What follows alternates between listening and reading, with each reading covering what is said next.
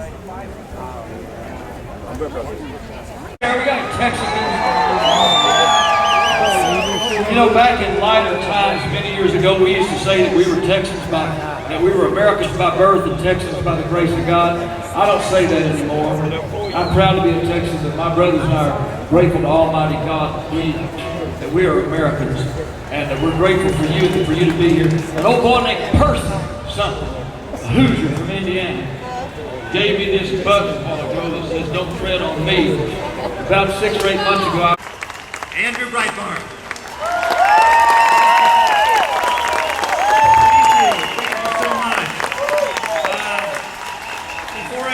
I want to speak to my friends in the media to help you with your job. Let me count how many people there are here. I would estimate between 400 and 600 people. That's about what we'll see in the paper tomorrow, if you report about this event at all. You tried to destroy us, you tried to destroy the movement, and look what has occurred. We've only gotten stronger. 2 years ago, somebody would have told me that Patriots, people who are against excessive taxation, that people would be talking, about Milton Friedman. People would be getting uber geeky on the Constitution. I'd say, I don't believe it. There's no way. They got rid of George Washington's birthday. They got rid of Lincoln's birthday. They got rid of all the things that made America America. And finally, you guys said enough is enough. And a year ago, it's an anniversary this weekend.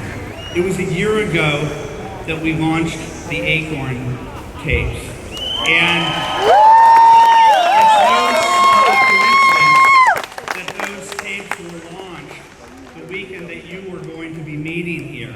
That was done on purpose, media, because I had shopped that story to the mainstream media and got, no, that's not newsworthy.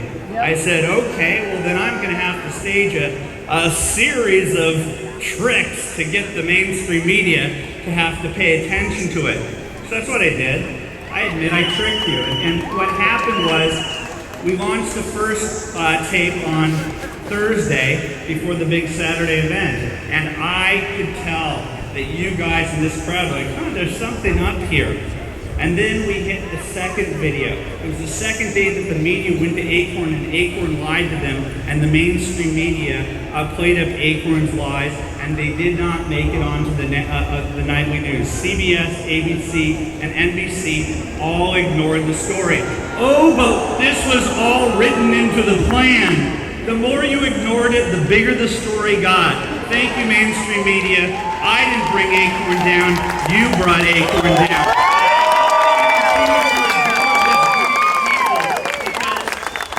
I've got really bad news for you.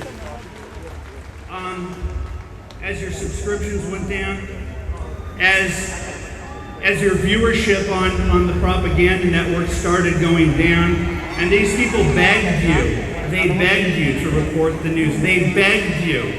And you begged us to take the newspaper for free and to have somebody clean your house on Friday for free. And I said, no, LA Times. We will not take your product for free as long as you cast aspersions on the American people. This is the American people. Turn around and look at the American people, media. Look at them. These are the people that you've called racist, sexist, homophobe, Islamophobe. If you don't like the American people, I've got a place of warm weather south of Miami that will take you in open arms. Without arrogance and paying your debt. So when the media finally did pick up the Acorn story, I remember the Washington Post called me up and said, what did you think of those videos when you saw them? I said, the first one kind of freaked me out. I go, I can't believe that somebody would help aid and abet the creation of an underage prostitution with 14-year-old prostitutes from El Salvador. I wouldn't know one person that knows one person that knows one person that would have aid and abet in this. But there were two people in the first video. I said, that's kind of bizarre. Sad and funny and bizarre. But when I saw a series of the videos, I said to this Washington Post reporter, I said, now that you ask me, I think that's the Abu Ghraib of the Great Society. And she's an organism, it's fairly evil. One-on-one, they're lovely. Hug a reporter, tell them you love them, take them out for beverages, have carnitas with them, go out for Cuban steak. They're lovely as individuals, but as an organism, they're flat out evil. And the very fact that they go out and say that you're racist when they don't even ask you. I'm telling you this, when I get my network, and I'm gonna have one, my friends.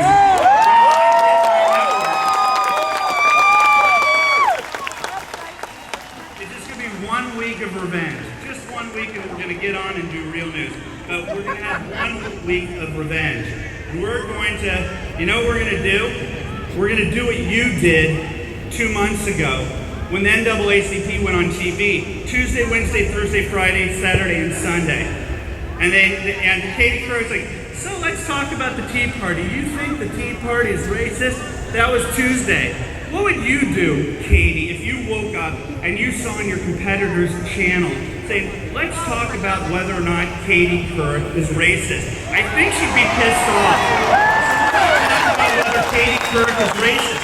We're going to talk about where she vacations and whether or not there's a righteous amount of ethnic diversity where she vacations. Does she vacation away from minorities? Are you a racist? Katie Couric, that's what you have done for the last year, and we're sick and tired. Not only are we sick and tired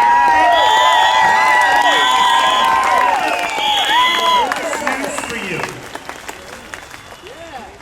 As your profits are going down because we're saying no to the free subscriptions, as we're turning to other channels, and as we're going on to the internet where there's a free and open debate, something really strange happened on the way to the forum. And you became the media. You took their jobs because they wouldn't do their jobs right. How do I know that?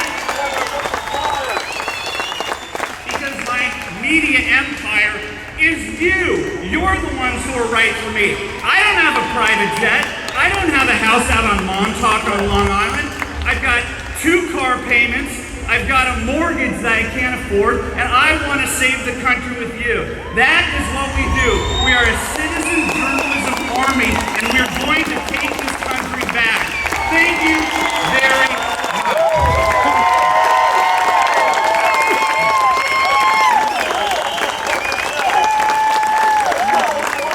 They're done. You have proven this man right. Politics will not be the same. In fact, it's already going to make great strides and great progress. Let's go back just a few months to spring of this year. Bart Stupak announced he would not run for re-election. But he said it had nothing to do with the healthcare legislation. Now listen to this. You've got to think about this. Stupak always prevailed with at least 57% of the vote since 1992. He never faced a difficult re-election until now and until you. I was a little girl growing up in Brazil years and years ago. Believe me, I'm old now.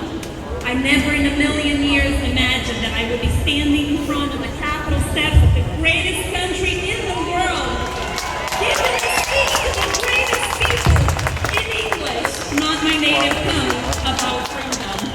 This is a humbling experience for me, since I'm a proud immigrant. I am an American by choice, who's thankful for all the undiscriminating opportunities that this country has given me for the past 20 plus years. Unlike our president, I'm not here to apologize for America. I'm so proud that I fought to become an American citizen. Folks, I came here legally to be a part of the American dream, and that's life, liberty, opportunity, and the pursuit of happiness. And I'm proud to say that I did not come here to take advantage of the system or to change this great system. I came here to be a part of the system. And let me tell you something.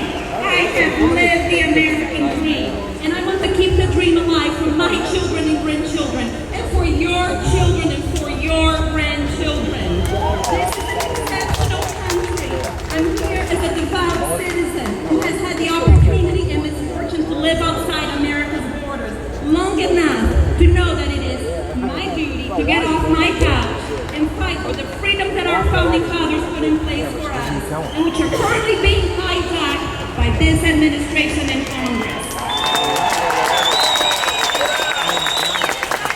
of us will take a step back though and realize that we're suffering a serious national moral identity crisis in America today, identical to the revolution that my country suffered over the course of 2 decades. And it's a well-planned Marxist that took control of education, media communication, entertainment, and religion.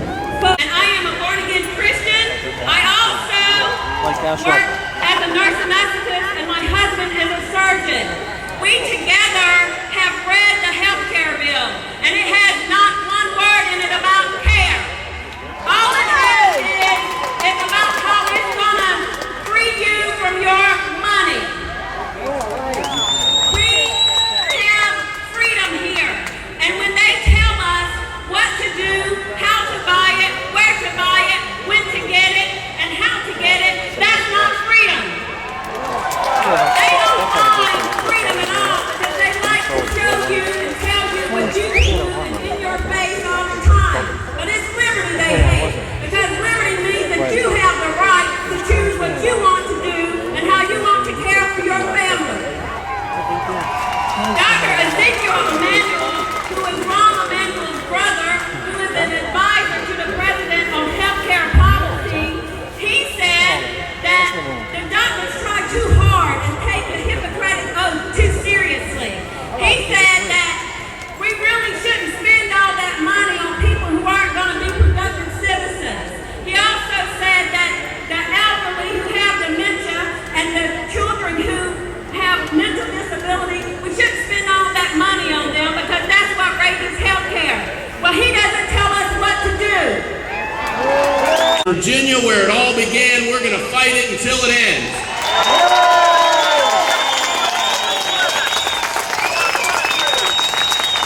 When I took my oath of office, I swore to uphold the Constitution of the United States and protect it, including from our own federal government, and that's what we're doing in this lawsuit. You know, in 1774, at the First Continental Congress, they all signed on to a document that said they cheerfully acknowledge Parliament's right to regulate their commerce. Cheerfully acknowledge. And in the same document, they all committed to boycotting British goods. Well, across the Atlantic, and King George III wasn't real happy. And the Parliament wasn't real happy. And they called in their lawyers. Yes, right there, their lawyers. The Solicitor General. And the Solicitor General told the King the colonists are well advised legally. They have come up to the line and stayed within the law. And Parliament wanted to punish the colonists for that, but they couldn't compel them to buy British products. What is important here is that we work towards our future, not to transform America, but to stand by our values and our principles